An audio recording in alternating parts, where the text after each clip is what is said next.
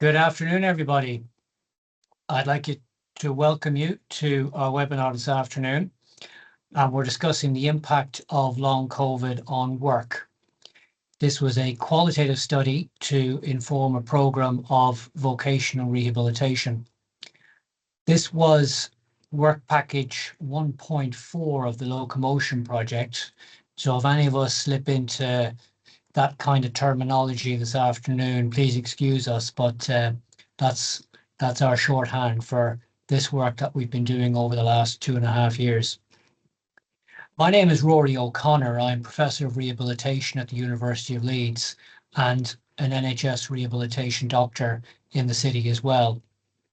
Joining me this afternoon is Amy Parkin, who is a clinical researcher for this project and is an occupational therapist who now works in occupational health. Conor Wood is a research assistant at Birmingham Community Healthcare NHS Foundation Trust. And it's a great pleasure to be presenting this afternoon with Darren Winch. And Darren is someone who's living with long COVID, and we'll hear his story in a few minutes' time as well. If I could, next slide, please, Amy. So these are the aims of our work within the LOCOMOTION group. We know that long COVID has had a profound impact on people's ability to work. And over 4 years since the pandemic started, there are many people who have been unable to get back to work. And despite this, it's still not understood by very many employers and also fellow employees and statutory agencies as well. And these challenges are far worse for people who are in insecure employment and those who are facing inequalities in general, specifically in relation to their health as well. So our aim with this work was to identify what the obstacles are for people to be able to do the work that they want to do, either to return to work if they've had to leave work or stay in work. And what are the factors that help people to get back to work and stay in work if they're living with long COVID? So I'm going to hand over to Conor now to talk about what we did.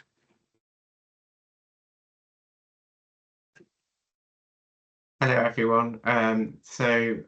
Yes, this was a study that collected qualitative data on the impact of long COVID on people's work, which aims to optimize assessment and treatment across long COVID rehab services in the UK. So we interviewed patients from long COVID clinics, therapists, and a group of key informants over a 7-month period. We asked about their experiences to return to work, delivering the return to work interventions with patients, and their views on what helps people get back to work with long COVID. So an inductive qualitative thematic analysis of these interviews was completed using a manual template analysis. It does sound like a mouthful, but in this approach, it was chosen to encourage discussion and in-depth consideration, and a coding template was developed summarizing the most meaningful and important themes. So the initial themes were coded by researchers, followed by discussions with the Patient Advisory Group, who provided feedback on things like wording, classifications, and their work experiences. This then led to the refinements to the template that were made based on discussions with the PAG members, and that then led to the adjustments around the language and data analysis. So next slide, please, Amy. Thank you. So the study was conducted between April and November 2022. During this time frame, we purposely recruited from 3 populations. We recruited 20 people living with long COVID of working age, receiving treatment from 2 long COVID rehab services. As you can see here, they were working across public, private sector, and one was self-employed.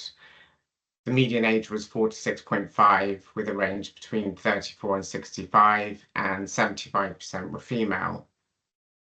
All the patients were in employment prior to their illness. However, at the time of interview, 50% were in work, but on adjusted hours and/or duties, and 50% were on sickness leave, left work or retired. We recruited via open invitation 7 healthcare professionals working in long COVID rehab services who considered their practice to incorporate the vocational rehab. And finally, we recruited 7 key informants, occupational health, human resource or managerial professionals representing the public, private and third sector organisations. These were recruited via social media and researchers' contacts. I think now it's for Amy or Rory for the results.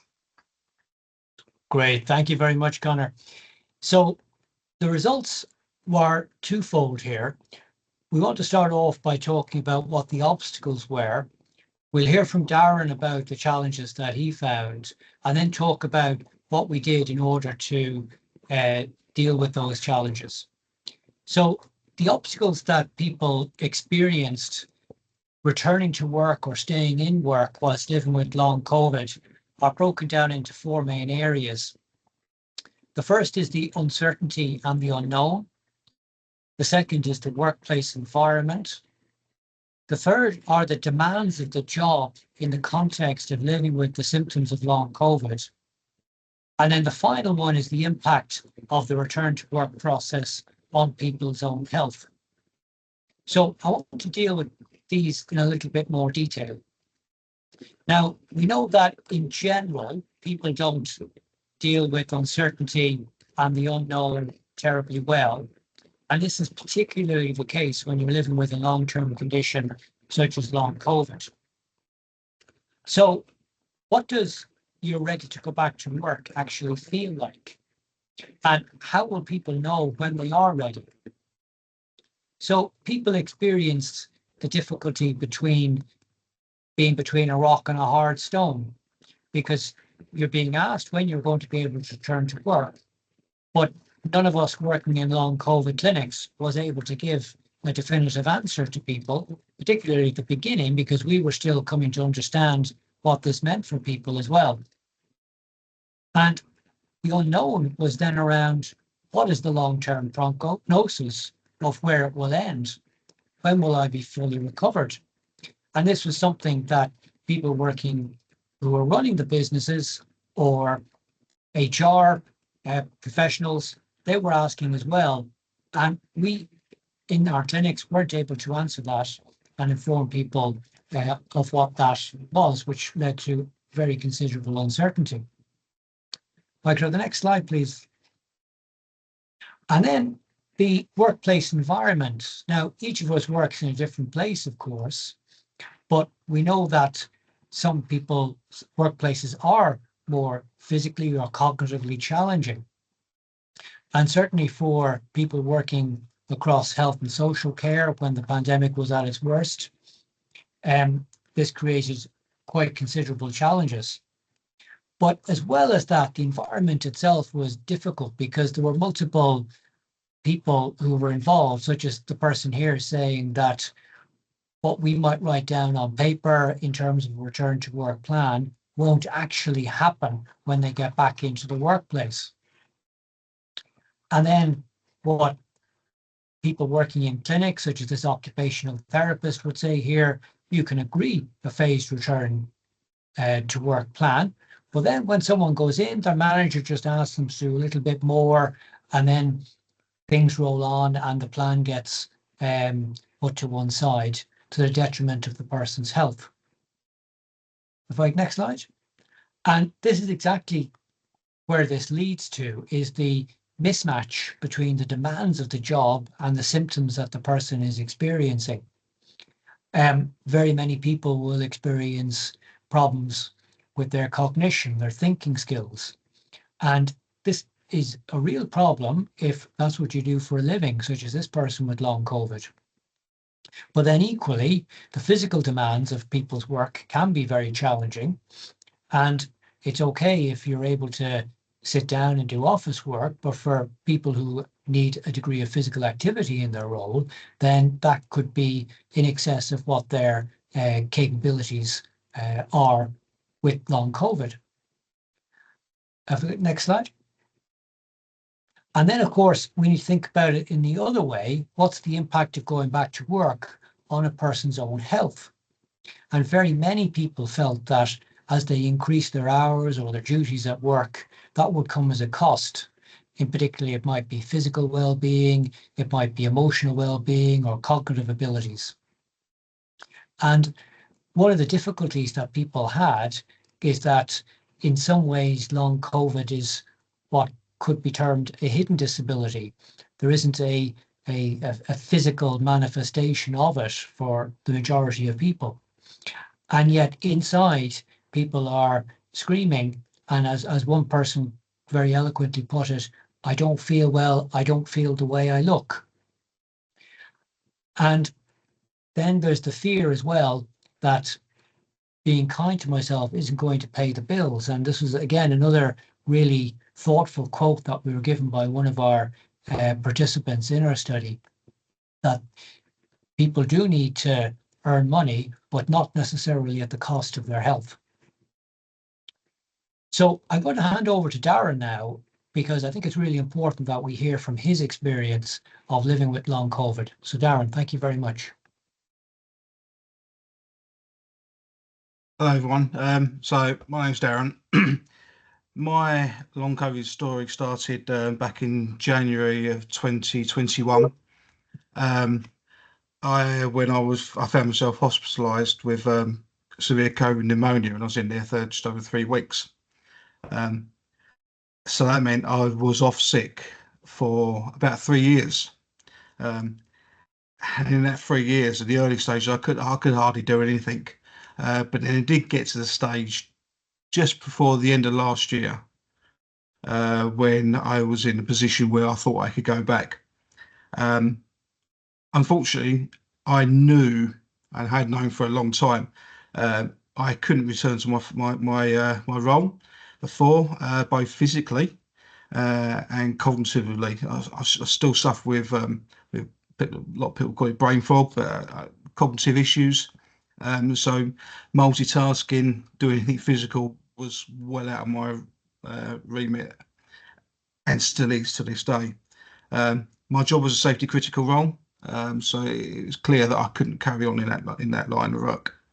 So it was agreed with work that I went onto the redeployment list until a suitable role came up, which would be a sedentary role, so working in an office. When this was broached, the subject was broached, I was very, very nervous about this, because I've never worked in an office before, never been in that kind of environment. I'd been in my job for 25 plus years doing the same thing. So it was very daunting. I've always had fairly good computer skills, so I thought I could turn my hand to that for a bit. And then a role came up, working in operations, but behind the scenes, dealing with requests from traffic officer service. That prompted me having meetings with my line manager, potential new line manager, HR, occupational health, and I had a close personal friend come in who I used to work with, just so that he could steer me in the right direction if I was getting confused, if I wasn't understanding anything, and if I was just having a bit of trouble. Now this led to me seeing an occupational therapist through work.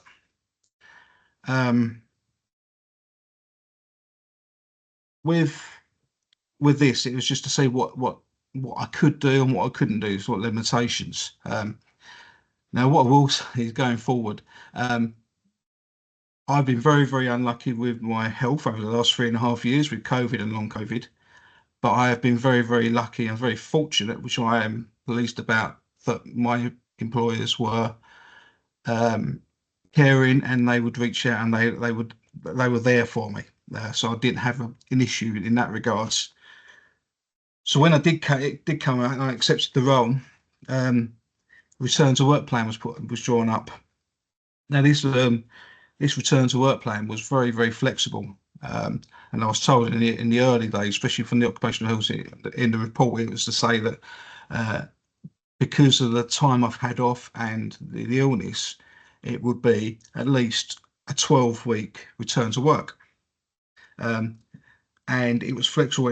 I could go at my own pace. I could slow down. I could fasten up if I needed to.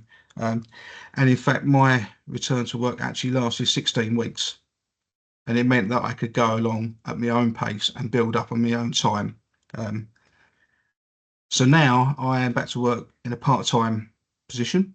I'm working 20 hours a week. That is enough for me at the moment. Who knows where I'll be in a year's time, 2 years' time, but I don't know. There's been plenty of workplace adjustments put in. So I now work out of a familiar place where I used to work before. I haven't got to travel miles and miles to get to the new place of work. I can work from home if required as well. So I have I split my week up between home and in the office. So I now know that a flexible working plan has aided me massively in coming back to work, and also being part of team again. I had missed that. I've been on my own for a long time, just with family around me. So going back into the workplace and seeing people I hadn't seen for literally years was great.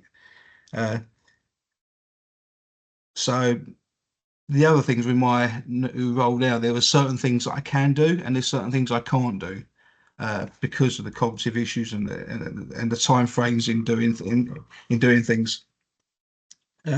So I still get the fatigue. I finish work in the afternoon. I've worked this morning, and I'm starting to feel it now. So I still get the fatigue, confusion, and the cognitive issues.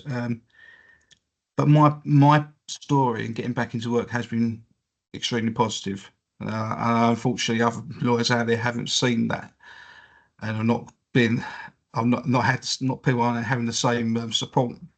But for me, getting back to work has been good for my mental health, and it's good to see people. Thank you. Thank you very much for sharing that, Darren. Wow. It was so valuable to hear your story and what helped you. And like Rory said, hearing your story, it really puts our research into perspective. And I think hearing your story, it really highlights the importance of having a really compassionate and flexible employer who evidently was really appreciative of you as a team member and valued you as a team member and retaining your skills and expertise. I think it also highlights how a return to work, when it's done well, can be so important in supporting someone's recovery of long COVID. It also leads very nicely into our next slide, which is the next part of our data analysis and the themes that we pulled out from our interviews. So as Rory mentioned, we pulled out some obstacles around returning to work and staying in work with long COVID, but we were also wanting to find out what made successful returns to work successful and what enabled people to return to work. And I think, as we heard from Darren, the theme that we pulled out was work can be an important part of recovery, and it was seen as an important part of recovery by all the therapists that we spoke to. Therapists said that returning to work or aiming for work was really important for self-esteem, financial security, a sense of purpose, and really important for self-identity. And interestingly said, and the patients said that this as well, that it was vital for their self-identity, even if it did cause a relapse in symptoms, which was quite interesting. And like this person with long COVID says here, I would say to somebody, if you can, go back to work, even if it's for a few hours, because it's a lifesaver to see other people, to see that you're back in the real world again. And that really echoes Darren's story as well. And like the OT here says, being productive, being social, being able to earn your living is really important for energy supply as well. But they've got to see, they've got to believe, they've got to get into a small enough phase return. And I think that's a really important point as well, that there is a caveat in all this, that someone must be in a safe position to be able to return to work and to be thinking about returning to work. So ideally, they should be able to manage their basic self-care. They should be able to have a basic sleep-wake cycle and be getting some restorative rest. And I think that's really important to avoid the assumption that all people with long COVID should be in work. Where work was deemed safe for people to aim towards, healthcare professionals told us that they did encourage work as an important goal as part of recovery, especially with patients who were quite fearful of reinfection or relapse of symptoms. And when working with people, they did a phase of work preparation, which usually involved fatigue management. So they told us that within this work preparation stage, it was all around increasing someone's self-awareness of their own triggers and learning to pace their energy at home.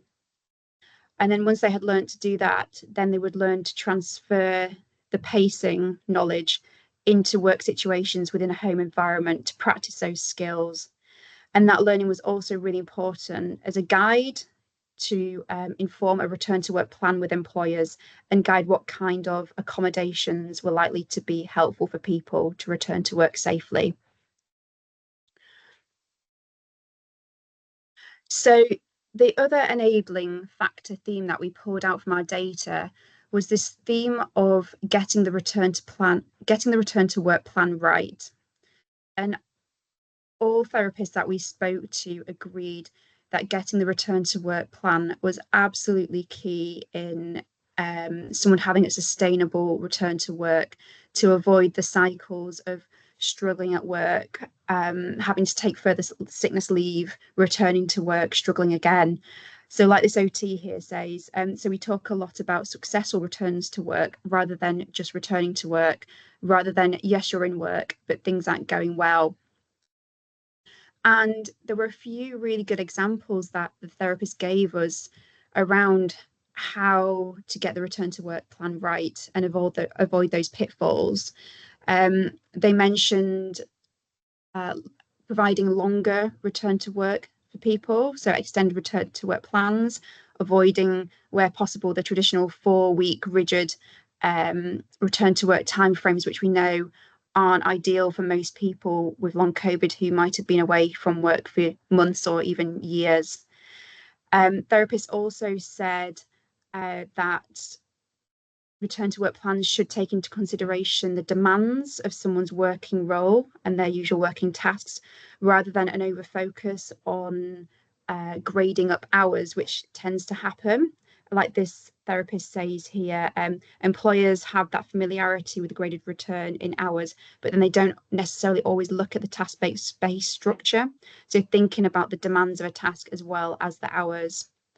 They also said that in terms of getting the return to work plan right, there should be adequate consolidation time before grading up duties and hours, rather than just having a linear increase. There should be time to actually consolidate that and allow someone to stay in their energy envelope before increasing the increments again. So like this OT here says, they're going from 2 consecutive days to 5. They need to be building up to the 3, then the 4, and then the 5. And often people miss that gap. And interestingly, we were told that often where plans hadn't worked out for people, it was where tasks and hours were increased simultaneously, and it was too much for that person. So again, it goes back to that point of consolidation and perhaps focusing on one thing or the other and consolidating that before adding more into a plan. So as Conor mentioned, we interviewed participants 2 years ago now, and this may not be the case now that we're 2 years on, but when we certainly spoke to therapists 2 years ago, many people told us that they were new to the area of vocational rehabilitation and they didn't feel particularly confident with recommending certain accommodations, for example, around should someone return to work on 2 days a week or 3, or should they start on half days? And they told us that they would really welcome some guidance around how to make clinically reasoned accommodations for their patients. So, as Conor mentioned at the start of the presentation, within our interviews, we asked people a few questions, and one of the questions that we asked every participant was what they thought should be in a vocational rehabilitation programme should we go on to produce one after our data analysis. So we asked all our participants this question, and this slide here represents the answers that we were given from different groups, and I think Conor now is going to feed back on some of this for us.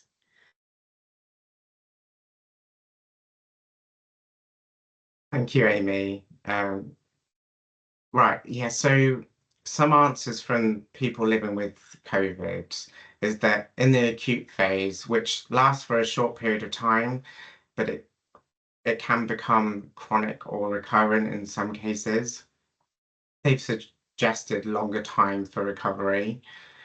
They've also considered that those who are on 0-hour contracts without the access to support is a key thing to think about. Another key aspect was like the genuine care and compassion from employers that Darren was mentioning in his story, that he had, you know, the care and things like that, but others hadn't had that. And the clarity around employee expectations and backup plans if they can't resume their duties is something that they also came up with. And when interviewing therapists, there was a need for support for self-employed workers and livelihood protection. So, you know, understanding that long COVID may be long-term condition without thinking it's just a phase. There needs to be a long-term planning for permanent role adjustments. And I think that's a really key point here. So when with the people that are living with long COVID and therapists, that we came up with advice around when is the right time to return to work safely. What is really important is discovering what the employment law protections are available to people with long COVID. Some key suggestions from all the groups is that there should be more advice and guidance for employers when in this situation, and advocate for people with long COVID not to be moved into different roles or duties, especially when the person managing them.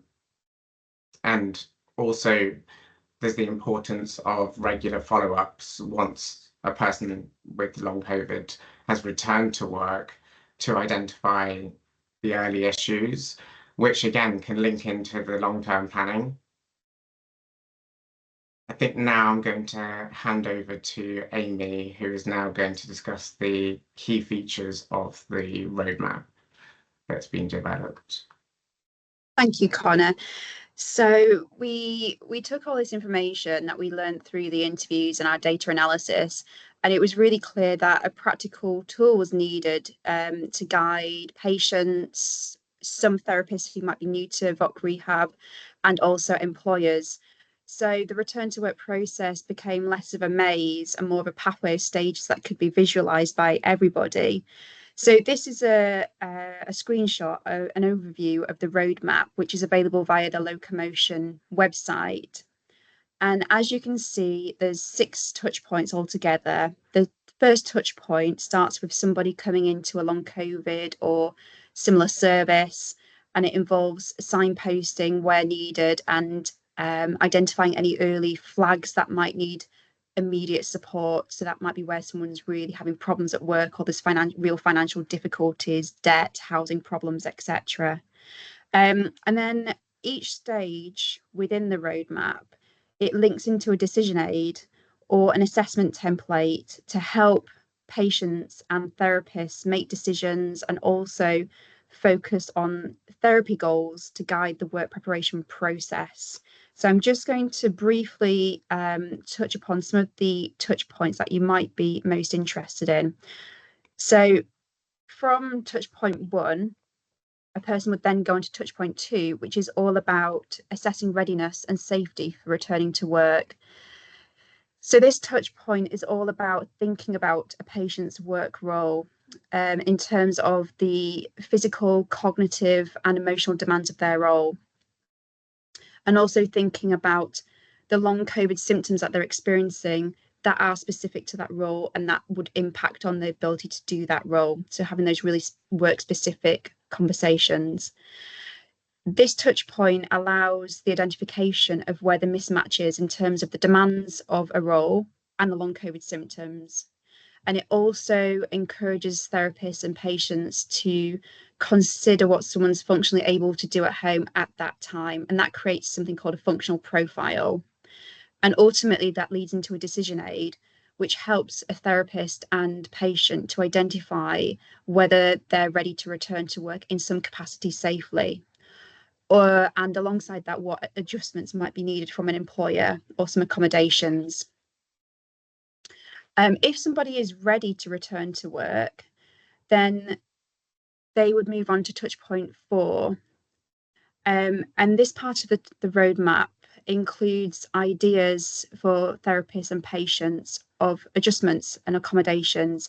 It also includes things like pro forma templates that therapists can use to input the working week in, so they can populate breaks that someone might need to pace their energy.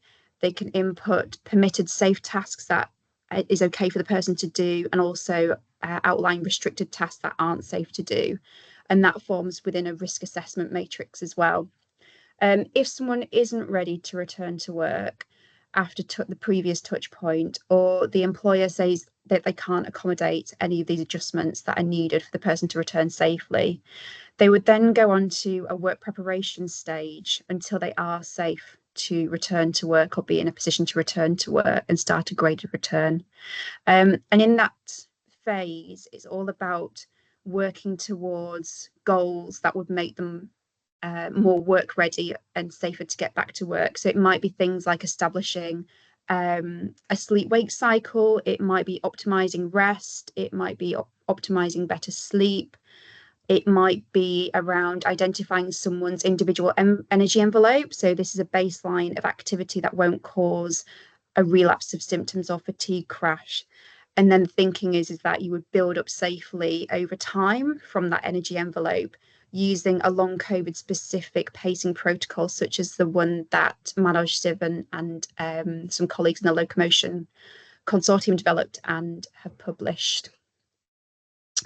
The last touch point is around role retention, and it's helping someone to sustain work safely, and it's making sure people don't drop off when they return to work. And that's what participants told us sometimes, that they were forgotten about once they returned to work. People assume that they were back to normal when this actually was not the case at all.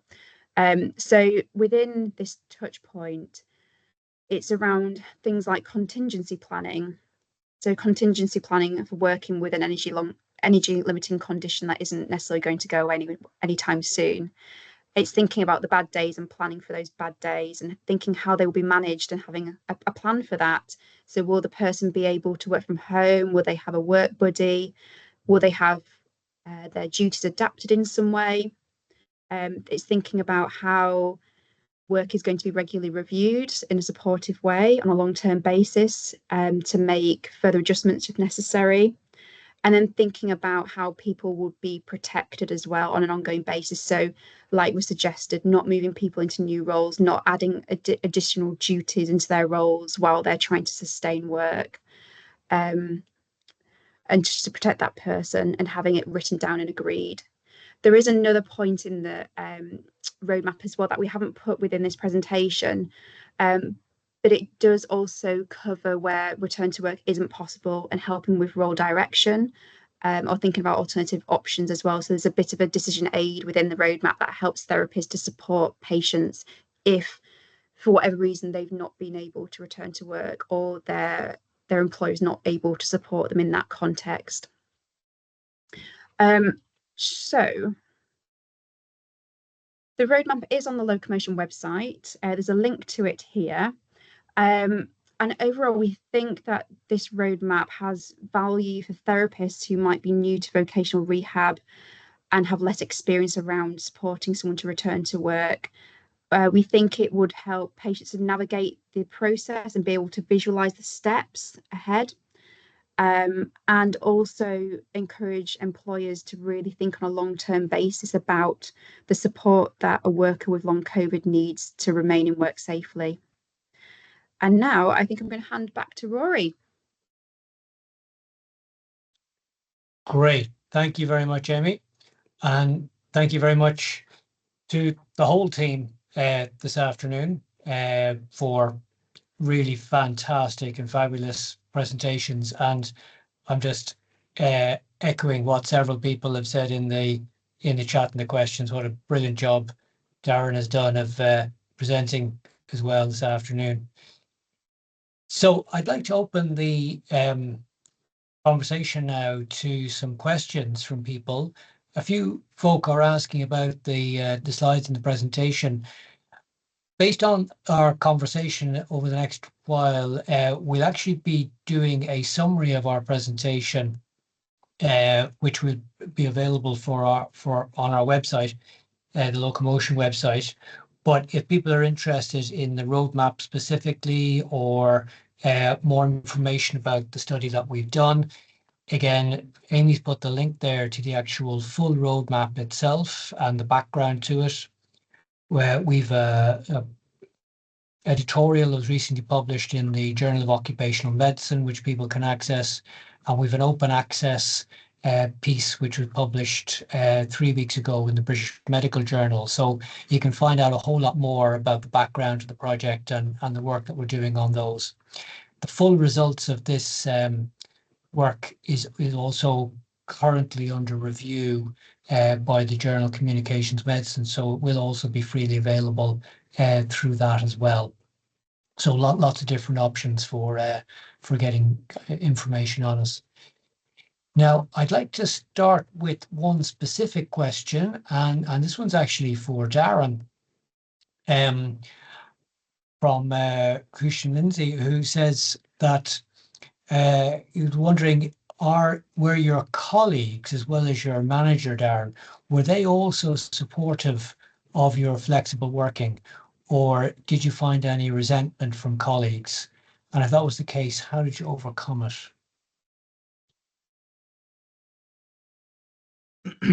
Yeah, I've I've been lucky because I've been in the job for so long.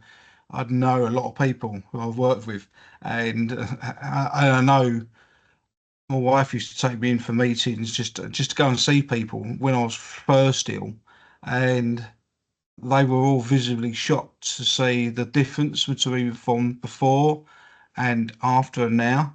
Now, over the last few years, I have improved, but nowhere near to where I could do my job before. But everybody's been, I've been lucky.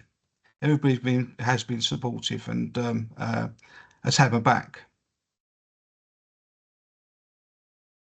That's really good. And just Darren, while you're on the spot there, there's another question has come in about the flexible aspects of your return to work. And could you say something about what aspects of the flexibility were helpful to you? Was it duties, hours, location of work? Yeah, so one of the main things that I first found out about this new role was it was an hour's drive away.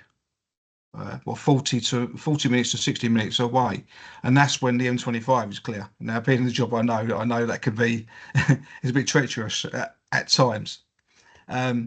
Whereas where I worked before was in like 15 minutes down the road from me. Now it was agreed because of one of the aspects that I mentioned was travelling was difficult, considering the amount of driving I did before.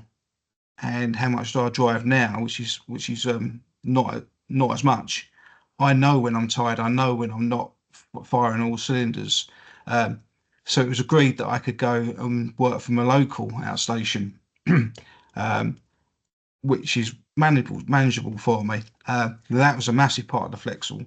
And also, if it's a day where I feel that I can't drive for any reason, I can then log on from home and work from home. So that aspect was very flexible.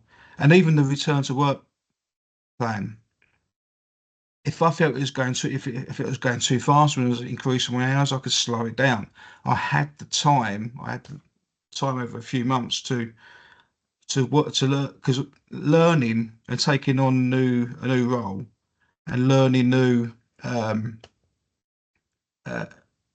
just learning everything new for a new job, I find it incredibly difficult now with my cognitive issues. So I need to take the time and concentrate when I can. That's great, Darren. Thank you for that really comprehensive answer. We've had a couple of comments from Sylvie and from Andy about their experiences, and maybe I could ask Amy this if she wouldn't mind. What would be your experiences in supporting people to get back into work after a period of long-term leave? And just specifically, to answer Sylvie's question about sharing our information from this afternoon, absolutely, all this information is publicly available, so please use it in whatever way helps you the most. Sylvie, please do. But Amy, yeah, what advice would you give for people who are unfortunately out of work and wanted to get back in but still living with long COVID? Is this people who are employed and on sickness leave, or people who are out of work at the moment? I think it's somebody who's actually out of work and wants to get back in. Okay. Out of work. Yeah. Thank you, Andy. Okay. Oh, that's a good question.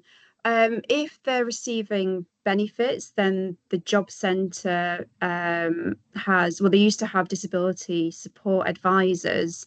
I'm not sure whether they're still going at the moment, but there was some disability support through the job centre if someone is claiming benefits. There's also other routes around permitted work as well, which allows you to still claim benefits while still doing a set number of hours a week within a certain kind of threshold. So it is possible to still claim benefits and do some type of work.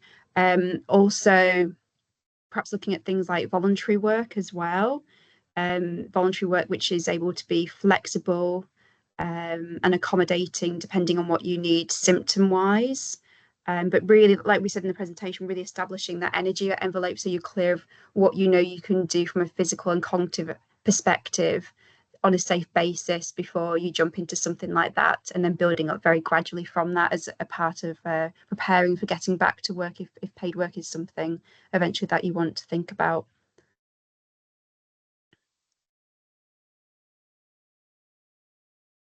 That's great. Thank you, Amy. And I think you've covered the financial support areas there, which again, someone was asking about. And this is something now, I suppose, for all of us. Steve's asking, will we be sending our findings to ACAS, for instance, who are seeing many people with long COVID? And yes, we have been in dialogue with organisations like ACAS, and we reference them very extensively in our recent publication, which I'll put the link into the chat in a sec for people to be able to get at. Just wondering, from my fellow presenters this afternoon, is there anything else you'd like to say on how we can disseminate this more, either to national bodies or to fellow professionals such as other occupational therapists? Well, myself and Jenny, who I think is on the call at the moment, Jenny is another occupational therapist like myself.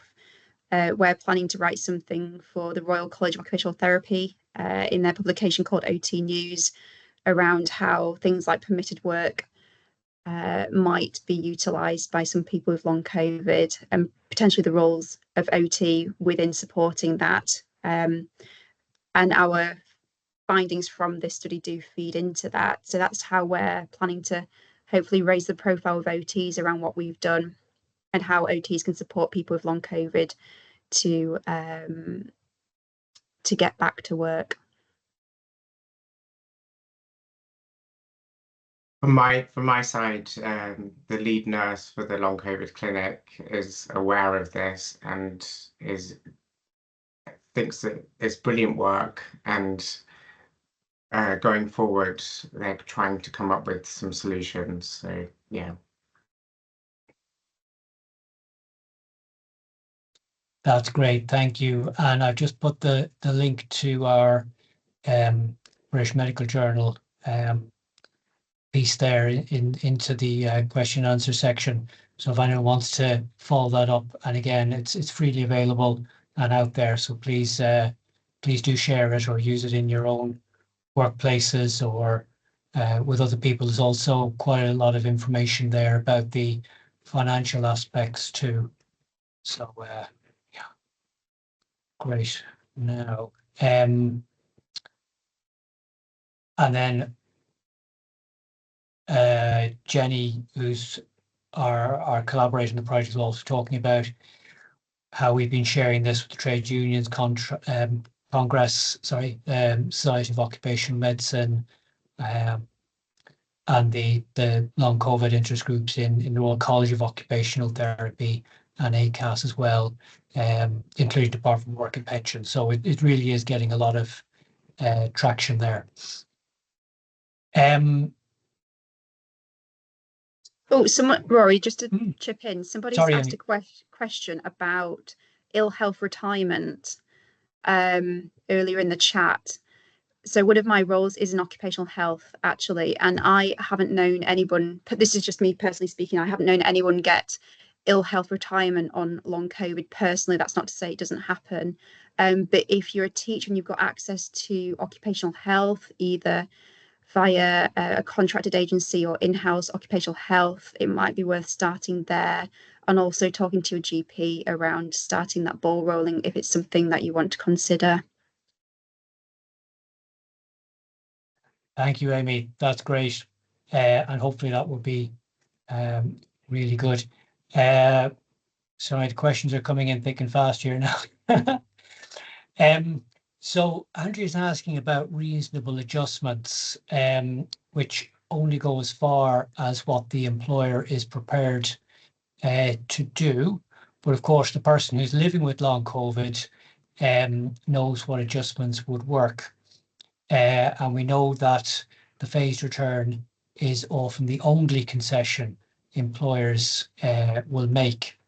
So the question is, how can the terminology be changed to make return to work a meaningful collaboration between people living with long COVID and their employers?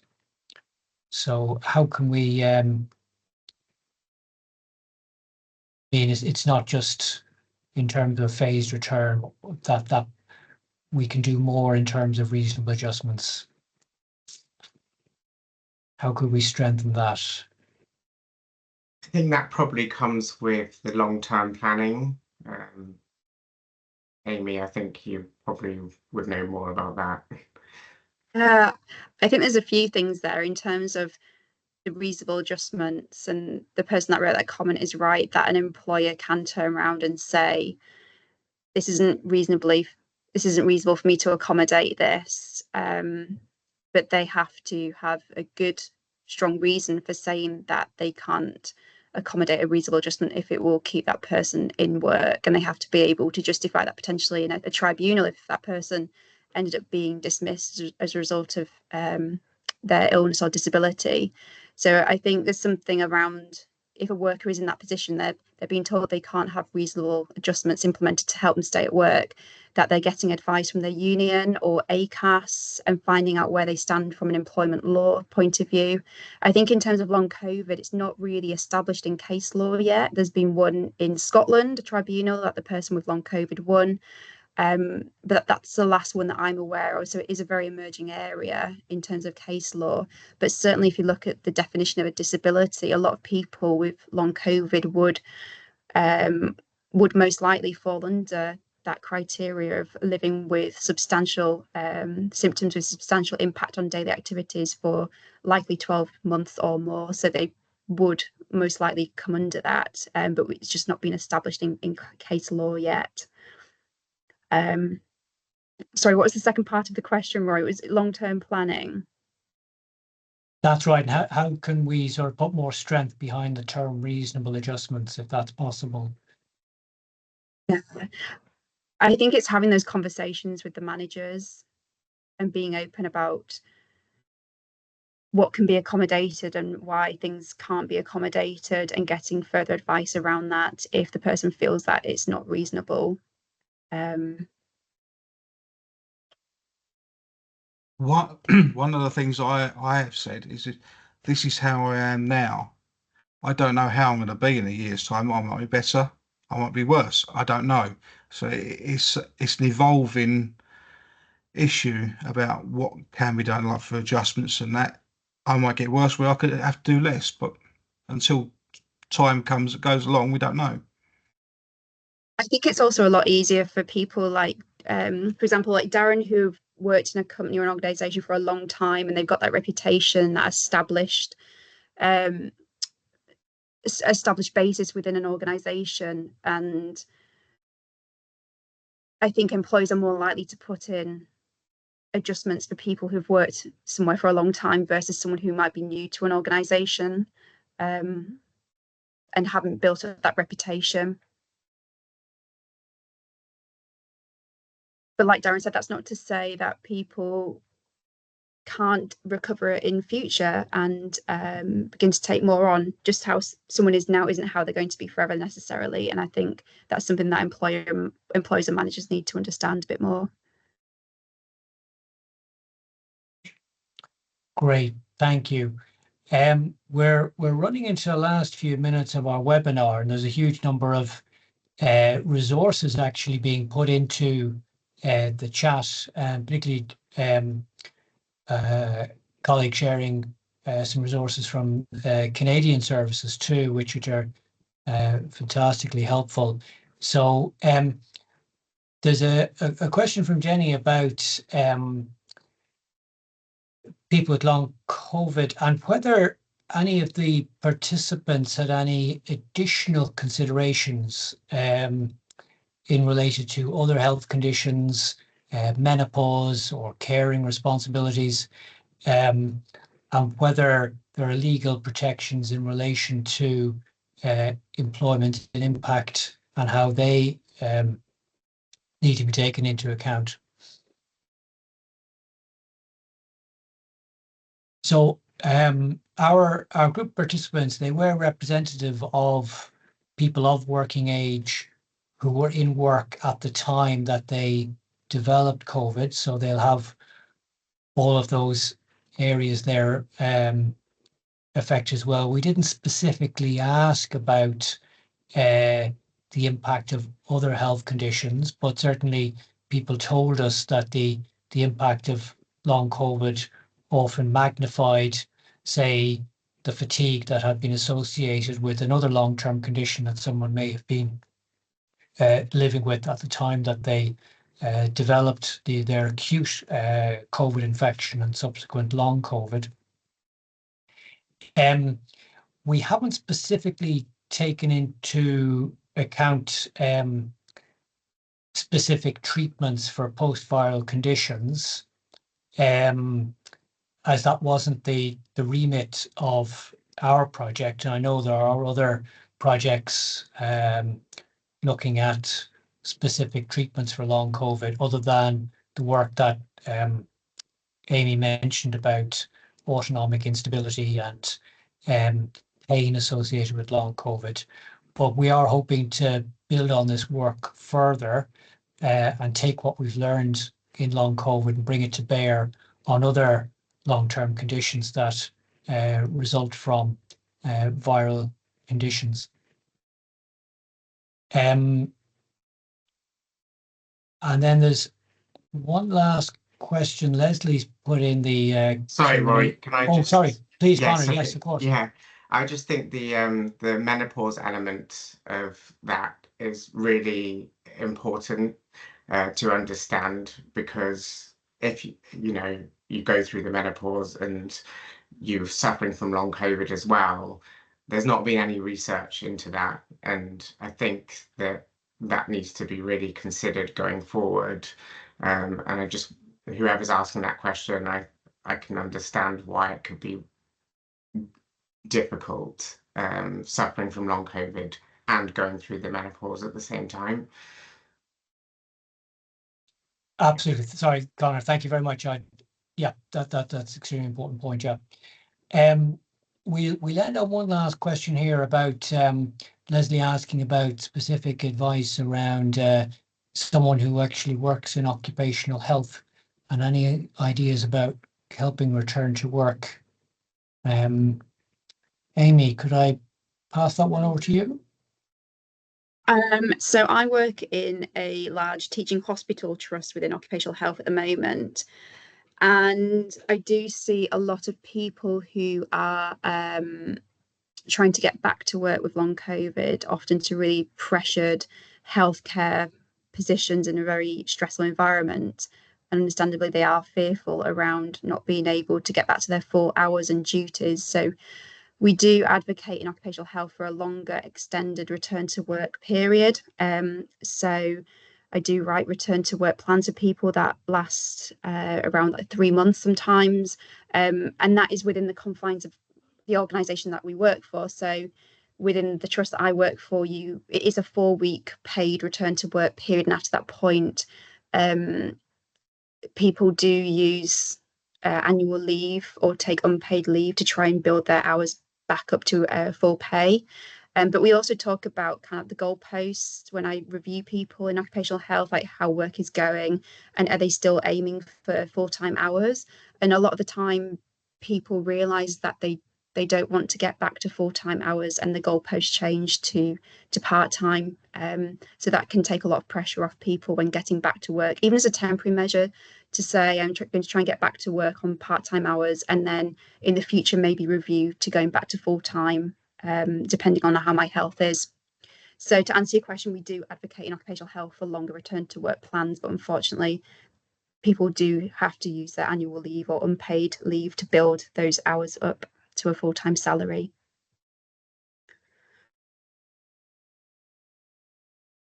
That's great. Thank you very much, Amy. And thank you, Amy, Conor and Darren, for the really helpful presentation this afternoon, and your thoughtful and comprehensive answers to people's questions. There's a huge amount of resources going on into the chat there as well. Unfortunately, we're getting to the end of our time now. The recording of this will be available afterwards, hopefully early next week.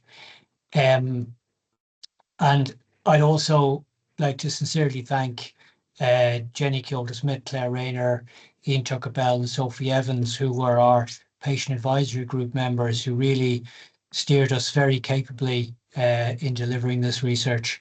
And of course, I need to thank the National Institute for Health and Care Research as well, who funded this research because it is so important. So thank you all very, very much for listening to this afternoon, and I wish everybody well on their journeys.